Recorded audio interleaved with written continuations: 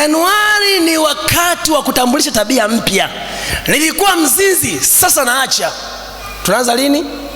Januari. Kwa sababu kumbuka Januari ni mwezi wa kupanda. Nilikuwa mlevi. Alafu wewe uandiki wewe, una shida gani? Kuna mtu aandiki, hana direction yoyote, hana hatima yoyote, yupo tu. Sio wewe peke yako, kuna yule pale naye andiki.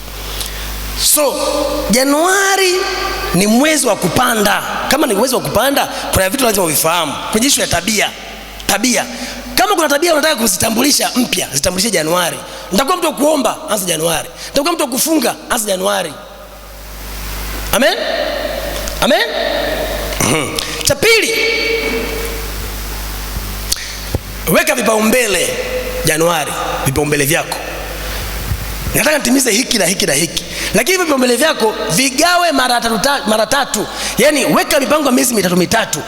Kuanzia mwezi wa kwanza mpaka wa 3. Nimepiga hatua hii. Ikifika mwezi wa 3 angalia umetimiza. Unaenda kwenye mwezi wa 4 tena. Kuanzia mwezi wa 4 mpaka wa 3 wa 6 mwishoni. Angalia kuanzia mwezi wa 7 mwanzoni mpaka wa 9. Angalia hapo 7 8 9. Alafu 10 11 12. Weka mipango tu.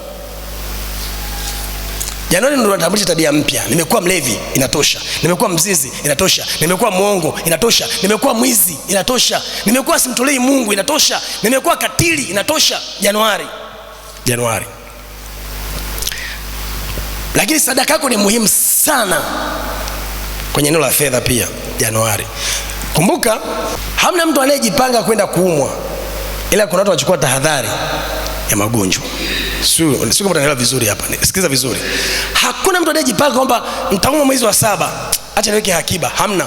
Ila kuna mtu anayesema hivi, ikitokea nimeumwa, siteseke. Huyu mtu anakuwa na kitu kinachoitwa nini? Bima ya afya.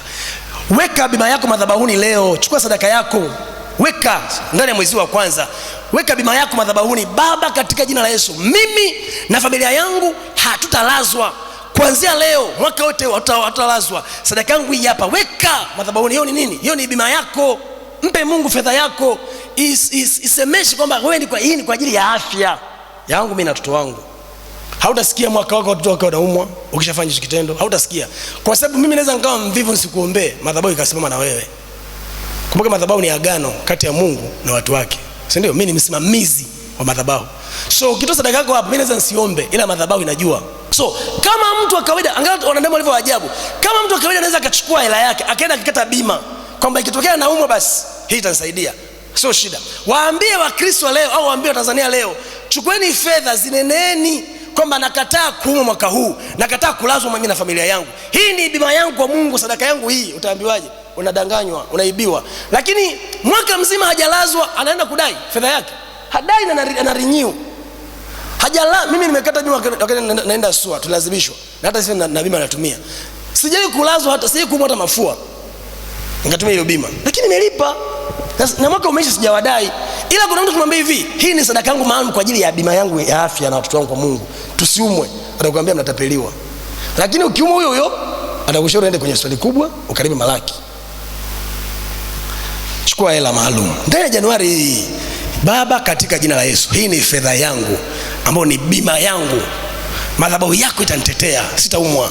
Kama lako lisemavyo, kupigwa kwako sisi tumepona. Mimi nimepona kabla sijaumwa. So ugonjwa ukija mwezi wa kwanza, nimepona. Ugonjwa ukija mwezi wa pili, nimepona. Ugonjwa ukija mwezi wa 3, nimepona. Mwezi wa 10, nimepona kabla ugonjwa hujaja. So ugonjwa ukija unakutana na nini? Na uponyaji. Bima inakulinda. Tumeelewa mpaka hapo? Mtu anaenda kwa mganga anatoa fedha ili akingwe na mabaya.